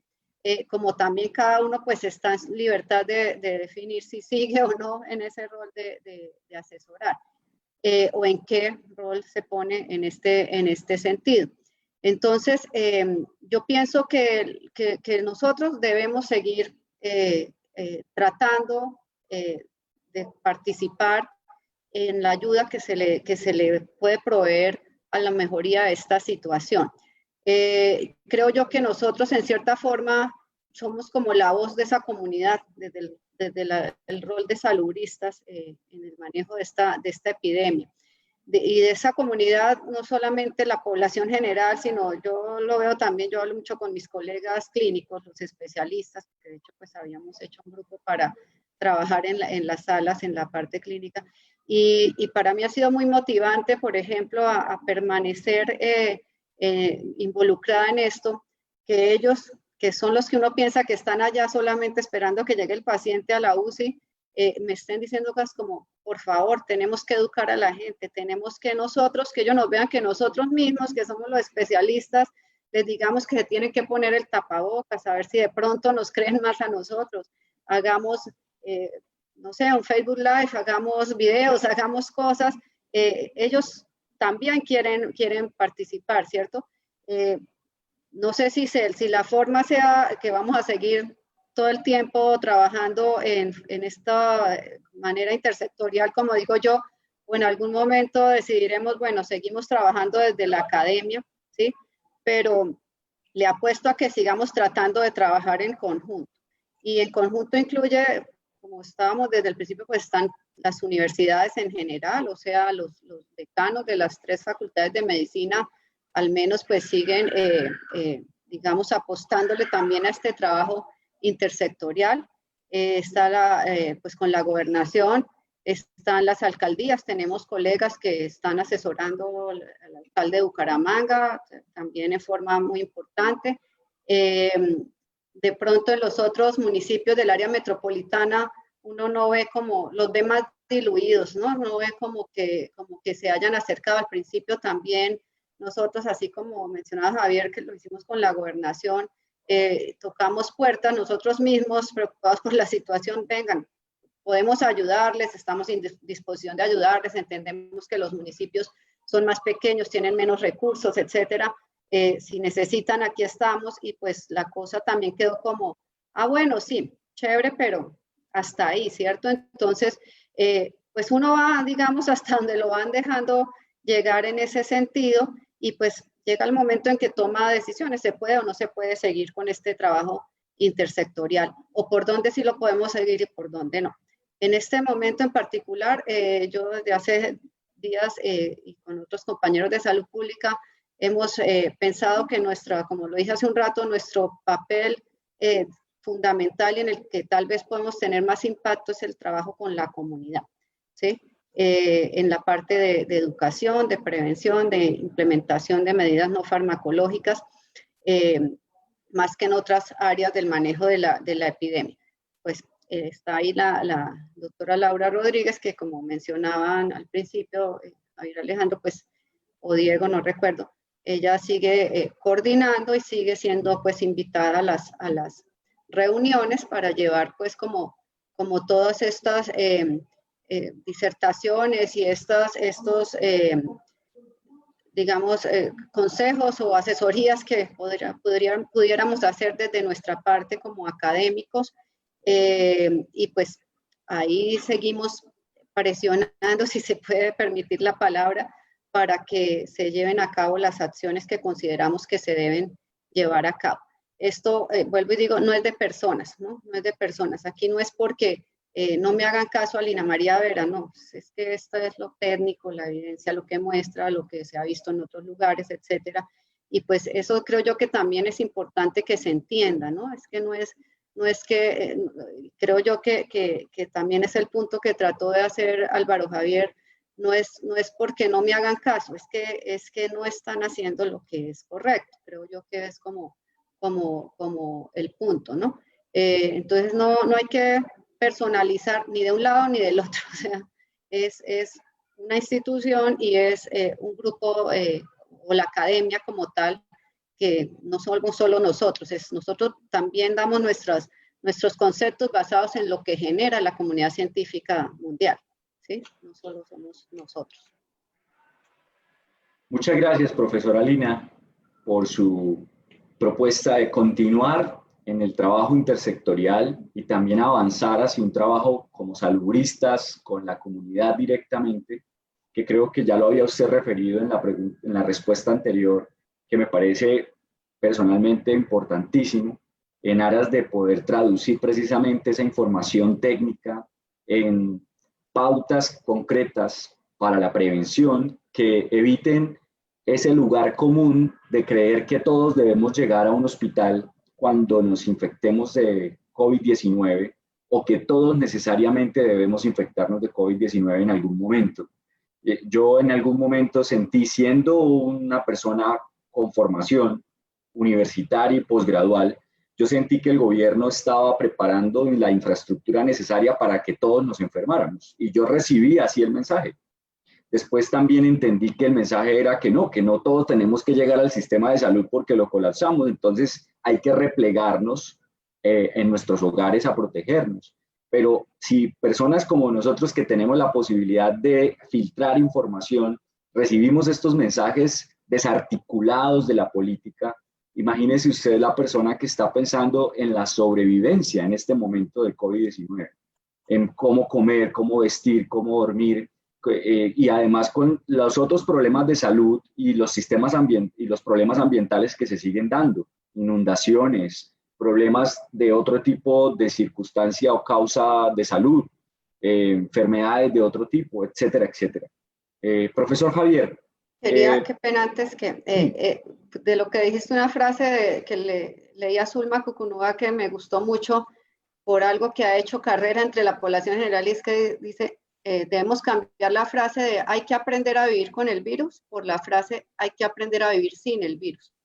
Eso resume lo que estaba. Muy chévere, muy interesante. Profesor Javier, hay que confiar en las autoridades, pero también hay que criticarlos, porque pues, digamos, no sé qué piensa usted al respecto para responder esta última pregunta.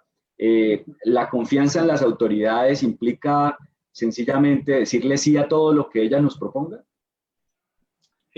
No, Diego, o sea, a eso que me preguntas directamente te contesto no. Y creo que tú utilizaste el término de publicidad y creo que es importante ahora, pensando y escuchando a Lina, se me vino a la cabeza una idea, y es que los gobiernos en general, quizás por la forma ya histórica en que se manejan en nuestro país, juegan a la publicidad de tratar de hablar de un buen gobierno.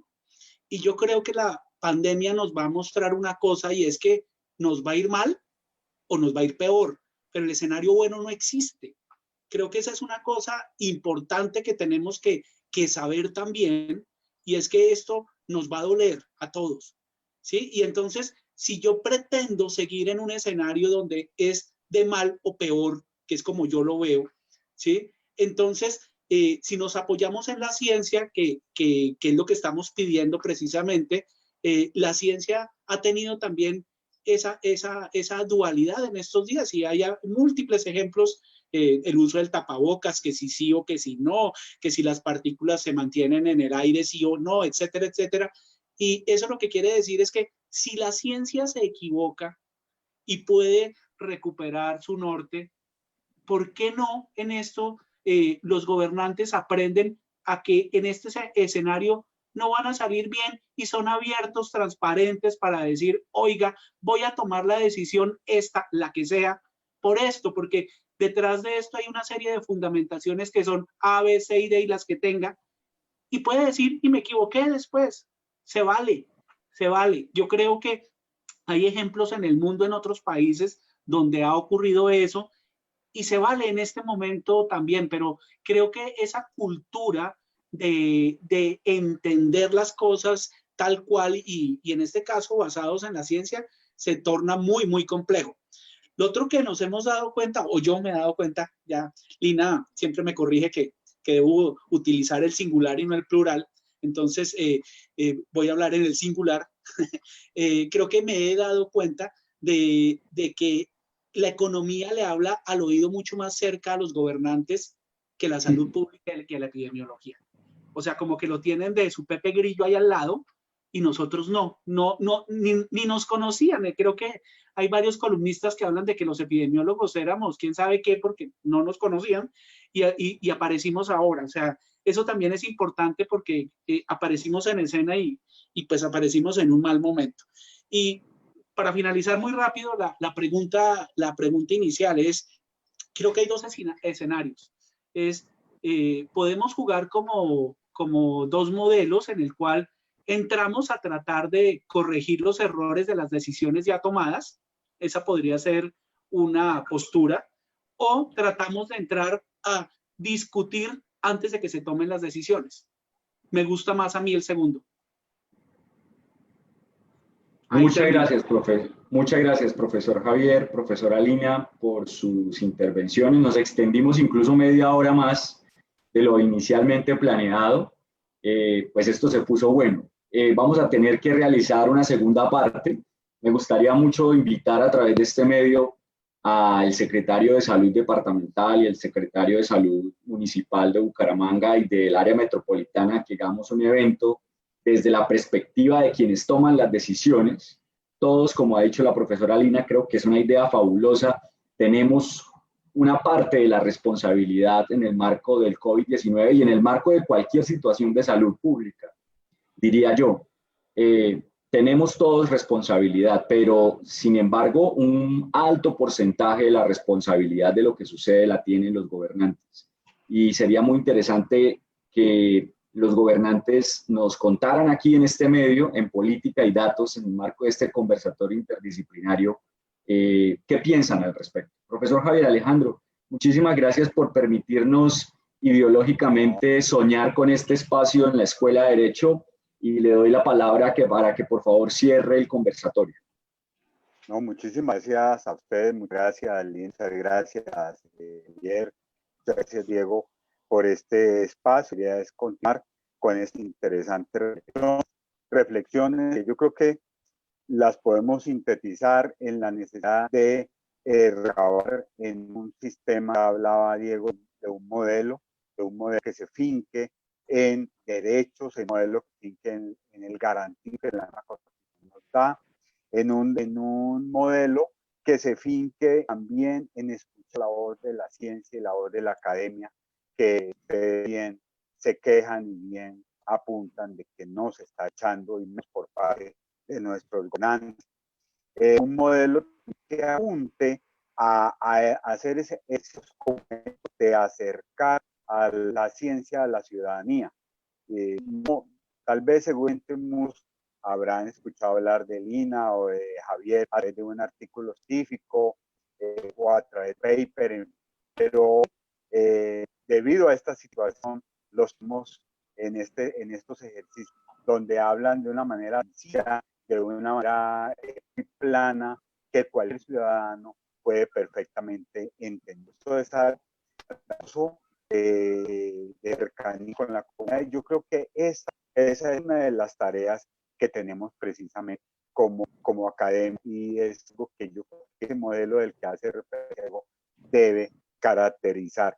Y por supuesto, yo estoy de acuerdo, Tokio, con lo que usted dice. Hay que volver a ese lema de la ilustración, porque a veces parece que estuviéramos como una especie de edad media, donde estuviésemos luchando todavía contra la ignorancia. Y por eso hacía la pregunta de esas teorías o de esos teorías que va circulando, pues, y es como nos sintiéramos verdaderamente en este oscurantismo. Solo del conocimiento científico puedes combatir la ignorancia. Nos recordaban por allá desde la época reciente.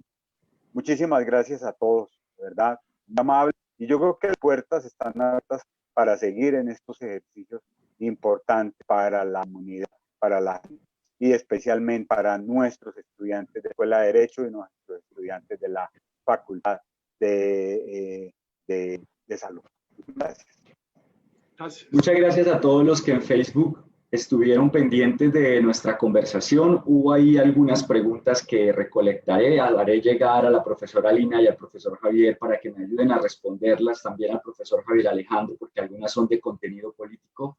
Y en esa medida, invitarlos a la segunda fase de este conversatorio, que será dentro de unas semanas, en donde el director de Colombia Compra Eficiente, la agencia estatal de contratación estatal, nos contará cuáles han sido las dinámicas de contratación estatal en Colombia, y es muy importante que también discutamos el tema de los datos y de los recursos públicos que se encuentran allí en esta situación específica de salud pública. Profesora Lina, un abrazo. Profesor Javier, muchísimo gusto.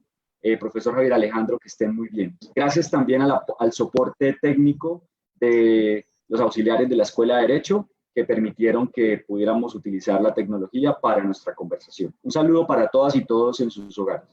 Muchas gracias. Gracias, Diego. Hasta luego. Estén muy bien. Por favor, se me cuidan, por favor. Chao.